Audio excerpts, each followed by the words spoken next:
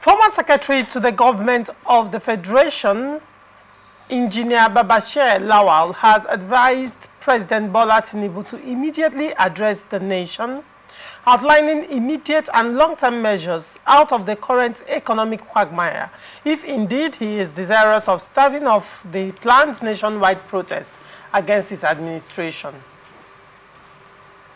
Lawal said Tinubu should, in his address, come up with persuasive arguments intended to placate the angry and hungry citizens. According to him, Nigerians cannot be intimidated by this government, nor do they respect it.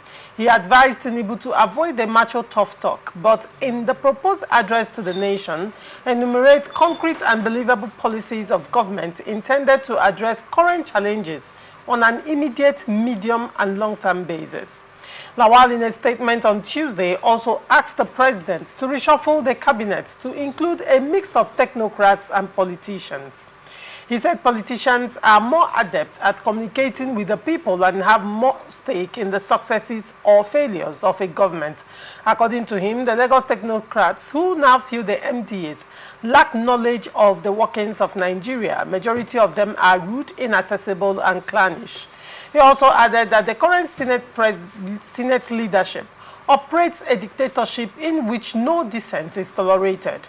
In his words, "This is insidiously building an imperceptible revolt that might soon explode."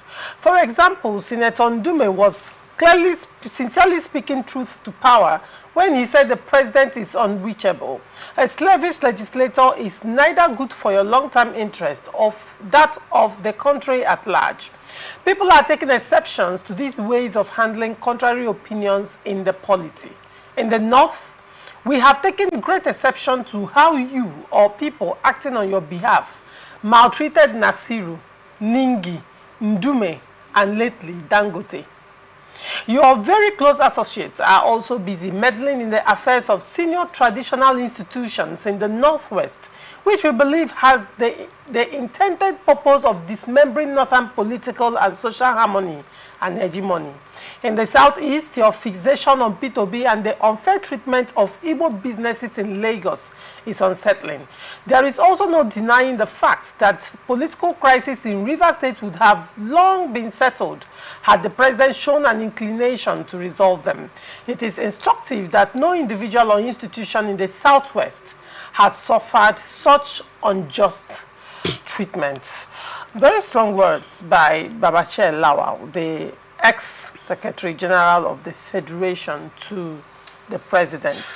Jackson Lekojo, some of the things he said here, you mentioned as your concerns earlier enough when you talked about Senator Alindume and the political consequences it will have on the President in his re-election bid in 2027, with respect to the fact that the constituents and the state where Alindume comes from will definitely vote against the APC in the upcoming presidential elections. Now, Babachir Lawal has even drawn more, made it broader when he talked about Dangote's issue and also talked about Nasiru's issue. And now, that's on the north. Now, he also came to the south. The president, according to him, the president is fixated on P2B and the unrest in Southeast, particularly the maltreatment of the Southeasterners who are doing business in Lagos. Can you periscope on these two concerns? I have mentioned it before. Yes. What I know is this. When you are surrounded by your enemies or political pretenders that never like you, but they love you conditionally, you trust them by giving them offices to operate in order to serve the country with you.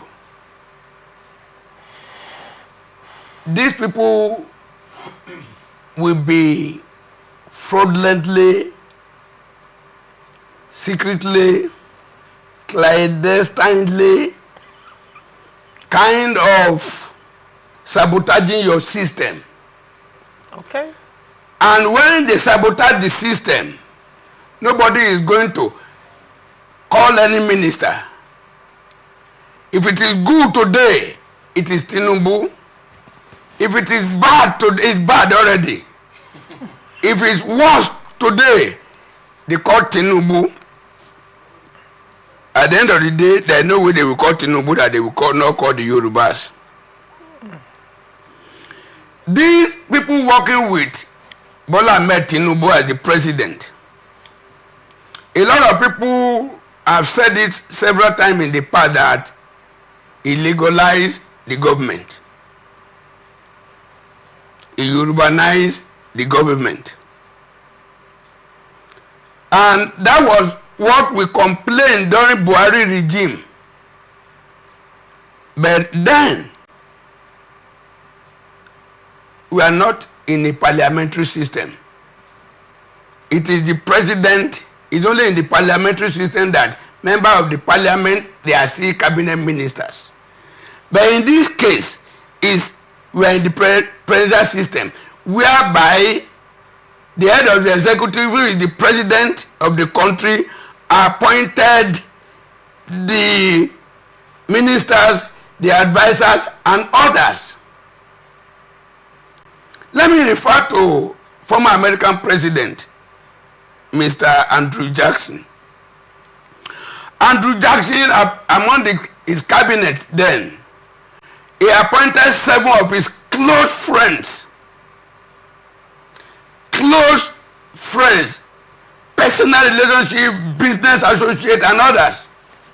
But at a particular time, he looked at the 7 of them that they were taking the government as if it was a personal issue with him.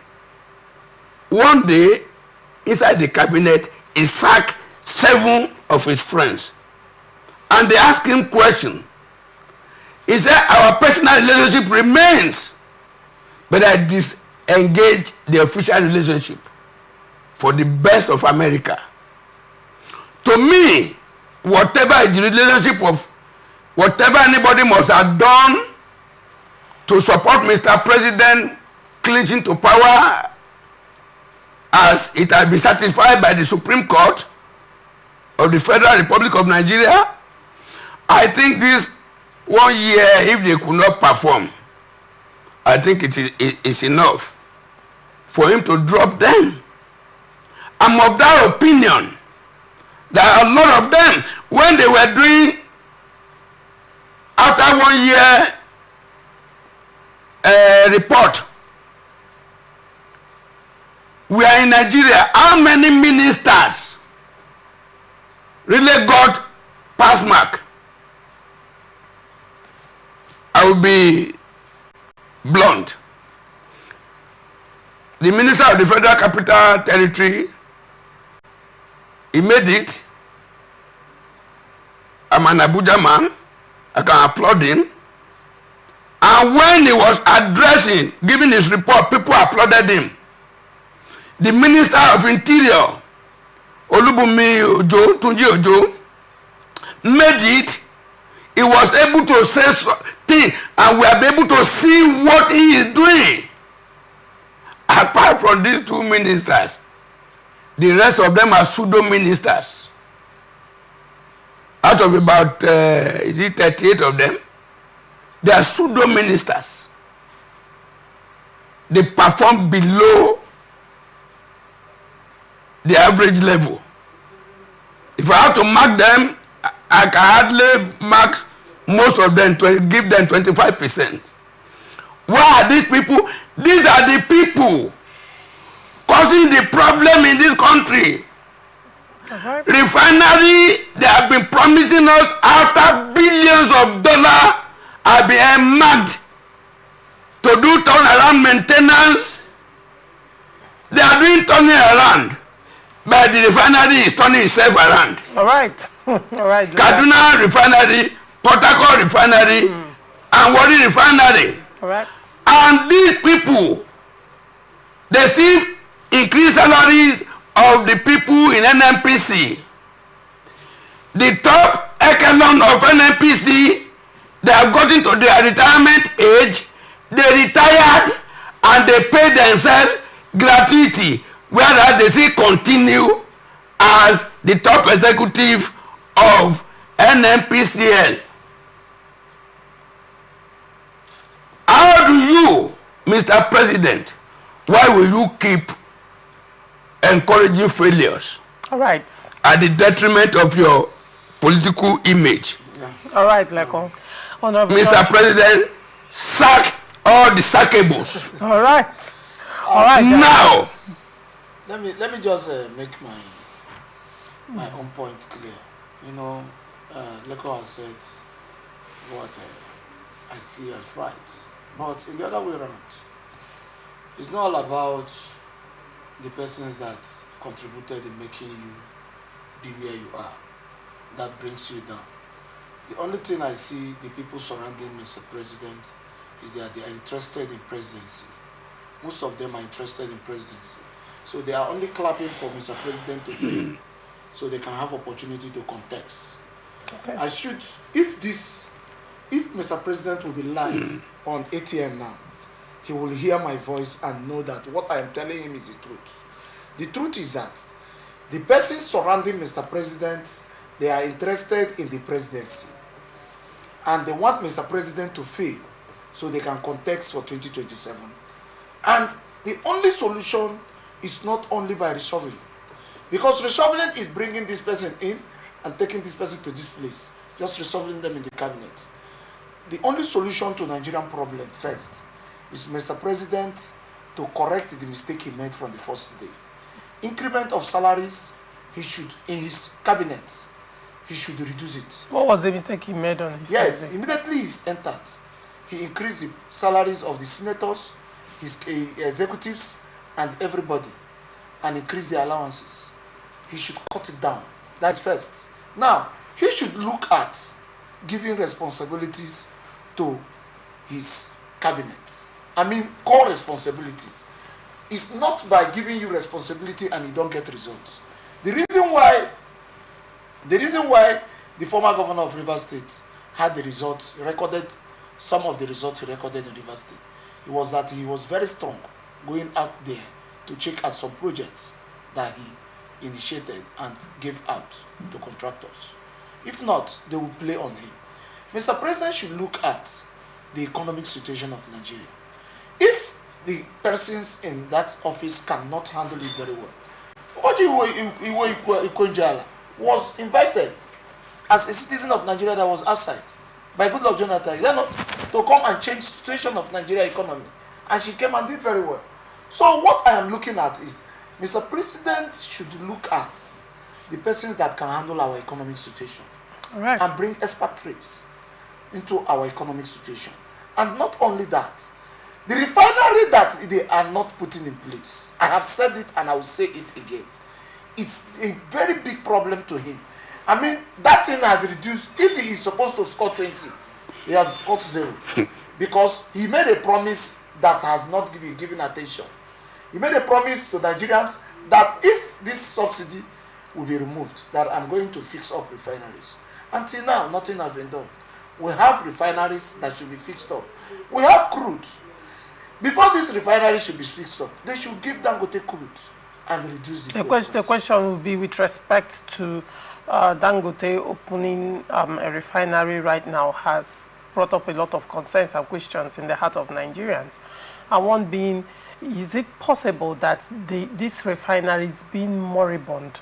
It's intentional, because if one man can actually build a refinery to service the nation and is having challenges within his own country to get crude that in his own backyard, but he would import from another country in order to, refine and sell out. The question would be, why the hiccups? Why the frustration? Yes. The question would be, is this deliberate? A deliberate sabotage to make the refinery not even work? If it is a deliberate sabotage to make this refinery not work, is there hope that this moribund refinery is owned by the government will even work at all? That should be the question, and probably food for thought. Yes. for every Nigerian out there. Yes. But then we have come to the end of this episode. Sadly, time is not our friend today. we would have loved to continue. Yeah. Thank you so much, Jackson Lekojo, for coming on Open Conversation. It's always a pleasure having you. It's always my pleasure. Thank you. Thank you, Honorable Churchill. Business with you here. It's a pleasure having you today. My own pleasure. It's just that we really need to put things straight in Nigeria. Hopefully it will get better. We are open for advert placements, bookings, and commercials. You can connect with us on all our ATN socials, Facebook and YouTube, Atlantic Television Network, Instagram and TikTok, Atlantic TV Network 1, and on Twitter, Atlantic TV Net. Watch us live on our website, www.atlanticnetwork.tv. Do not forget, peace and unity are the pathways to progress.